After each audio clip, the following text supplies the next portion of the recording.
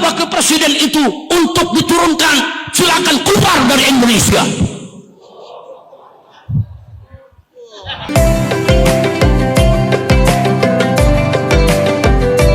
Tadi ada hadis yang menarik disampaikan oleh khatib kita tentang bahaya kalau kita jauh dari ulama. Hati-hati. Ada yang nanya, Habib gimana nih Beb? Negeri kita nih kok banyak koruptor, negeri kita kok banyak pejabat bejat. Tadi udah dikasih tahu sama khatibnya, kalau kita meninggalkan ulama, salah satu saudara yang akan terjadi sebagai akibatnya, Allah kirim buat kita pemimpin-pemimpin yang zalim. Allah kirim kita pejabat-pejabat yang jahat, pejabat yang bejat, pemimpin yang zalim. Karena kita jauh ulama, jauh dari fuqaha. Apalagi zaman sekarang, bukan lagi jauh, ulama dimaki-maki. Betul. Banyak yang maki-maki ulama. Ada gaya maki-maki ulama. Lucunya saudara, kalau ulama terpleset kata langsung tangkep. Giliran ulama dimaki-maki nggak ditangkep-tangkep. Kacau tidak? Kacau tidak? Ya tapi kita mesti introspeksi diri juga. Kok begini ya? Gara-gara kita jauh dari ulama. Jangan jauh-jauh dong. Kan di setiap kampungnya, apalagi di Jakarta, ada ulama, ada kiai, ada mu'allim. Di tiap masjid ada pengajian, dipimpin oleh guru-guru kita. Merapat ke pengajian, merapat ke majelis taklim, saudara. Jangan bilang saya mau ngaji tapi nggak ada gurunya. Siapa bilang? Ini yang namanya Jakarta, Betawi, guru sabrak-abrak, saudara. Saking banyaknya di setiap masjid, setiap musola, setiap gang ada tuan-tuan guru. Bahkan saat ini tuan-tuan gurunya nggak tanggung-tanggung, saudara. Yang lulusan Mekah, yang lulusan Yaman, yang lulusan Mesir, yang lulusan pondok-pondok pesantren berbagai tempat di Indonesia bisa baca kitab, saudara. Bisa jadi tempat kita bertanya. Dekati ulama, jangan tinggalkan ulama. Nah kalau ninggalin ulama, ya begini akibatnya, saudara. Nah apa yang terjadi sekarang di kita punya negeri? Inna lillahi wa inna ilaihi raji'un. Nah, sekarang Allah kasih kita pejabat-pejabat, saudara, yang pada nggak bisa kerja. Bahkan kalau menghadapi kritik rakyat, jawabnya seenaknya. Rakyat teriak, cabai mahal. Dijawabnya pejabat, tanam aja sendiri. Ada yang jawab begitu? Kacau tidak? Rakyat teriak, listrik mahal. Pejabatnya jawab, ya lu jangan pasang listrik. Rakyat teriak, BBM mahal. Pejabat jawab, ya lu jangan beli bensin. Saya mau tanya, ada gak pejabat yang jawab begitu? Jujur, ada gak? Ada gak? Kok jawabnya begitu, saudara? Mahasiswa teriak, Indonesia gelap. Pejabat jawab, kau yang gelap. Saudara, kalau ada kritik dari rakyat, masyarakat mahasiswa bilang Indonesia gelap, introspeksi. Apa sih maksudnya gelap? Panggil mahasiswanya. Kau bilang Indonesia gelap, apanya yang gelap? Oh ini Pak, gelap karena penegakan hukumnya nggak jelas. Oh ini Pak, karena hukumnya ini cuma tajam ke bawah, tumpul ke atas. Oh ini Pak, masalahnya bensin dijual sama negara oplosan.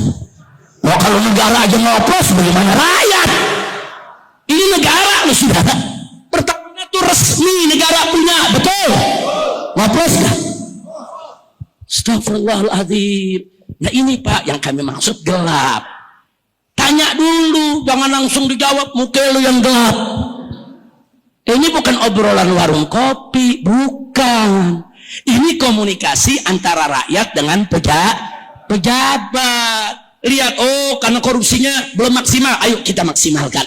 Oh karena Pertamina kemarin ngoplos, ayo cegah, jangan lagi ada oplosan. Begitu dong. Ada lagi yang gawat, saudara. Ada yang gawat lagi nih, saudara. Ada beberapa purnawirawan jenderal mengusulkan supaya wakil presiden diganti. Usul. Boleh gak usul? Urusan diterima ditolak kan urusan DPR MPR. Usul boleh gak? Itu purnawirawan jenderal, sampai ratusan jenderalnya saudara. Dengan Laksamana, Marsikal, Kolonel, ratusan orang ngusulin. Wajar tidak? Jawab. Oh ya, usulan Anda kami terima. Nanti kami kirim ke DPR. Bagaimana sikap DPR, bagaimana MPR. Dipelajari dulu. Itu pejabat. Betul? Enggak, jawabnya apa? Yang minta wakil presiden itu untuk diturunkan, silakan keluar dari Indonesia.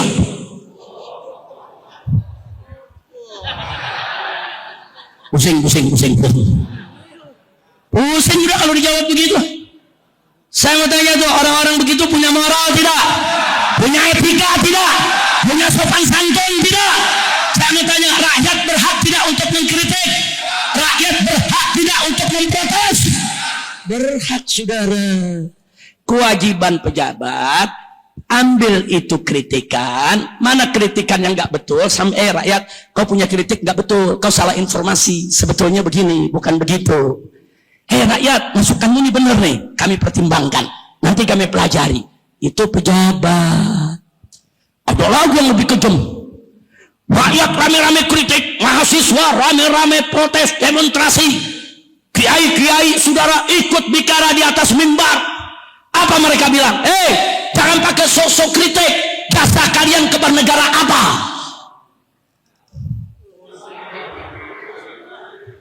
Kita semua dibilang nggak punya jasa negara. Kacau tidak? Kacau tidak? Siapa bilang rakyat nggak punya jasa? Gue beli baju kena pajak. Gue beli sorban kena pajak. Gue beli handphone kena pajak. Kita beli kacamata ada pajaknya, betul. Beli sendal kena pajak, betul. Ente belanja di market-market kena pajak tidak? Beli bensin ada pajak tidak? Bayar listrik ada pajak tidak? Semua rakyat bayar pajak. Siapa bilang kami tidak bayar pajak? Pajak yang dibayar oleh rakyat kepada negara itu adalah jasa rakyat yang besar untuk membangun negara. Enak ngomong, itu nggak punya jasa, nggak usah kritik, keluar aja dari Indonesia lalu benyang. Udah gregetan aja dah. Saya kalau udah ngomong begini penyakit lupa, nggak bisa diri jadi begitu. Dokter bilang jangan lompat, udah lompat lagi. Masya Allah, kacau tidak? Jadi saya bilang yang bayar pajak siapa? Yang bayar pajak siapa? 275 juta rakyat rame-rame bayar pajak, saudara. Berarti berjasa tidak? Berjasa tidak? Itu jangan-jangan pejabat yang ngomong begitu itu tadi punya belasan perusahaan, jangan-jangan dia nggak bayar pajak, dia nggak bayar pajak loh. Kira-kira jelas gak? Saudara, Ibn Khaldun menyatakan dalam bukunya, dalam ilmu sosial politik, apa kata Ibn Khaldun rahimahullah ta'ala? Beliau mengatakan, kalau suatu negara dalam pendapatannya sudah bergantung kepada pajak, maka itu tanda-tanda negara yang bangkrut, saudara. Nah sekarang yuk kita lihat Indonesia, income pendapatan negaranya 82,4% dari pajak. 82,4% dari pajak. Kalau 82,4% dari pajak, lalu kemana minyak kita, emas kita, berlian kita, nikel kita, batu bara kita? Kemana tuh aneka ragam Indonesia? Bumi yang begitu kaya kemana? Kok bisa-bisanya membangun negara 82,4% diambil dari pajak? Inna lillahi wa inna ilaihi raji'un. Makanya pantas ada satu tokoh mantan saudara petinggi di KPK, dia mengatakan apa? Kalau satu saja tambang di Indonesia diselamatkan, tidak ada korupsi, satu aja, umpamanya nikel atau batu bara, selamatin satu aja, tidak ada yang korupsi, saudara, maka rakyat Indonesia nggak perlu bayar pajak.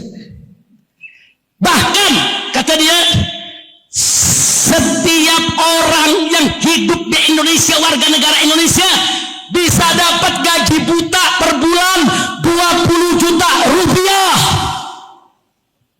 Masya Allah. Berarti kan negara kaya benar nih saudara. Nggak main-main saudara.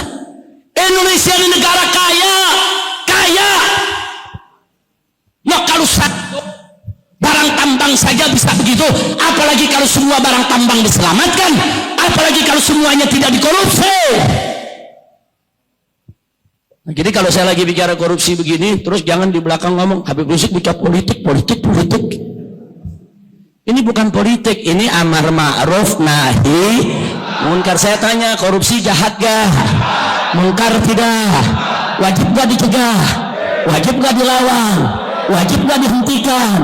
Wajib. Kewajiban kita kan bukan sholat aja, bukan puasa aja, bukan zakat aja saudara. Dan korupsi ini yang membuat akhirnya Indonesia miskin. Sekarang puluhan juta orang pengangguran. Pabrik-pabrik besar gulung tikar, semua akibat korupsi. Saya mau tanya sekarang, yang namanya listrik, saudara, kita bayar listrik cash gak? Ada yang ngutang? Ada yang ngutang? Nah, masyarakat di mana-mana masang listrik, bayar gak? Bayar gak? PLN punya saingan gak? Punya saingan gak? Nah, jadi kalau hitung-hitungan bisnis semua bayar, semua cash, nggak ada yang ngutang. Saingan nggak punya, mestinya PLN untung apa rugi? Untung apa rugi? Tapi setiap tahun laporannya rugi. Wah, ruginya nggak tanggung-tanggung, triliunan. Dikemanakan itu uang rakyat? Pertamina bisa ngutang di pom bensin beli. Datang bang lagi nggak punya duit nih, bensin kosong, isiin dulu deh. Ntar habis minggu gue bayar, bisa. Kalau nggak dikasih bang, betul. Nah, sekarang saya mau tanya, Pertamina laku tidak? Tiap hari habis tidak? Bayarnya cash tidak? Kalau begitu untung tidak? Untung tidak. Tapi laporan tahunnya rugi dulu.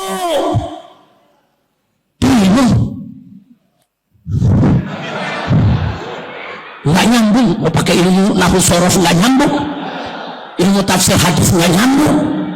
Astagfirullahaladzim. Kira-kira jelas gak? Jelas gak? Nah, berarti mahasiswa bilang Indonesia gelap, wajar tidak? Wajar. Perhatikan. Kenapa harus diperhatikan?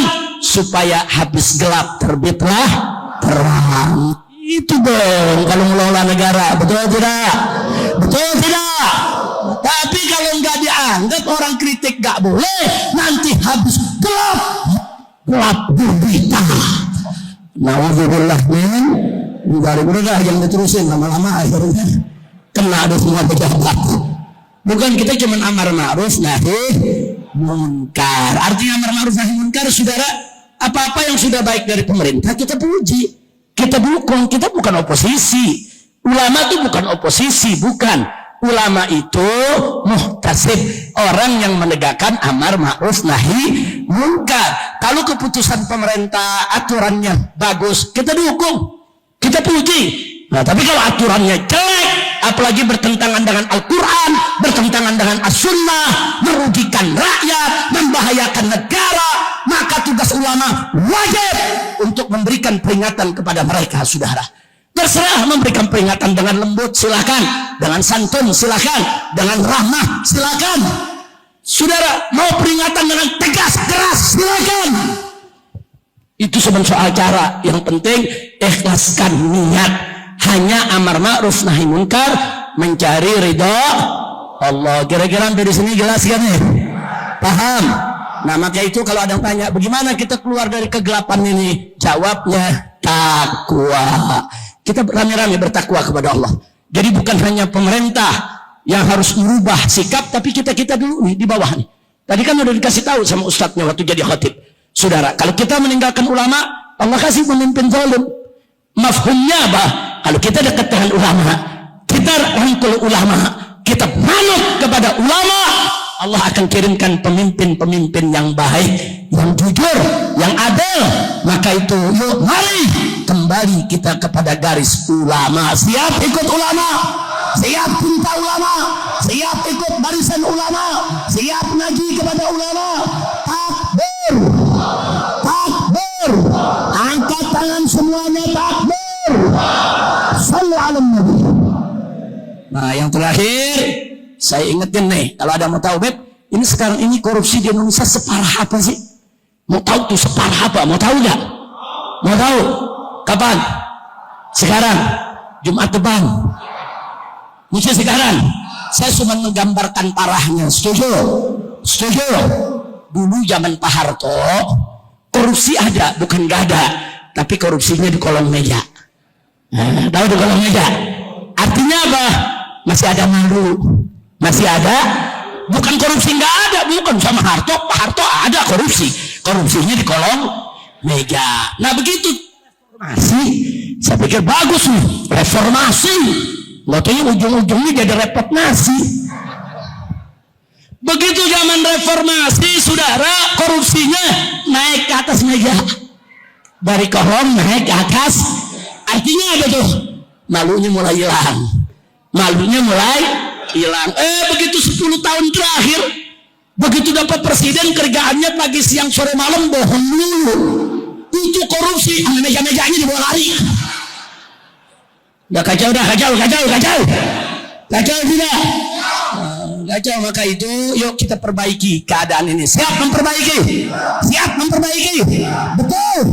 Nah kita nggak boleh diam, saudara. Yuk kita perbaiki. Dengan apa? Meningkatkan takwa kita semua. Lalu lanjutkan dengan amar ma'ruf nahi munkar. Insya Allah Allah akan rubah kondisi kita kepada kondisi yang lebih baik lagi. Amin ya rabbal alamin. Nah, kabar itu dari yang kita sebutin itu kabar-kabar yang gak enak semua tuh. Nah sekarang ada kabar enak ini. Mau denger gak? Mau denger gak? Setan lagi berantem. Alhamdulillah. Kalau buaya sama buaya lagi berantem tuh jangan pisahin, mati loh. Serigala lagi saling menggigit, pisahin jangan. Jangan gelar tikar, taruh kopi, tonton. Kira-kira jelas ya. Setan berantem, saling. Kalau perlu diadu, kalau perlu abang protes. Habib, adu domba itu kan haram. Emang haram? Gue nggak bilang adu domba, adu setan. Habib, adu manusia dengan manusia kan haram. Memang haram. Gue nggak bilang adu manusia, gue bilang adu setan. Saya mau tanya semua, adu domba haram nggak? Jawab yang semangat, adu domba haram nggak? Adu manusia? Adu setan? Lu jawab sendiri dah. Adu setan? Kalau saya sih pribadi wajib, nggak berantem aja gua adu, apa jadi berantem? Kira-kira jelas gak? Paham semua, ngerti semua. Jadi kalau setan lagi berantem, tenang gitu. Nah itu tanda-tanda insya Allah kemenangan datang dari Allah. Amin ya rabbal. Kira-kira jelas tidak? Paham tidak? Nah baik sudah. Artinya apa? Kenapa saya katakan ini kabar gembira? Karena ini buah dari doa umat. Umat di mana-mana, di masjid-masjid, di musola, di majelis taklim, di mimbar-mimbar, baca sholawat asghiril zalimin, dizalimin. Dulu biasa Syria tuh besar terus tuh kiai. Saudara, Allah kabul asghiril zalimin, dizalimin. Ya Allah bikin sibuk orang zalim dengan zalim. Nah sekarang Allah lagi bikin sibuk, lu memisahin dia. Kan lu yang berdoa. Betul. Nah jadi itu kabar gembiranya. Allah kabulin doa kita. Amin ya rabbal alamin.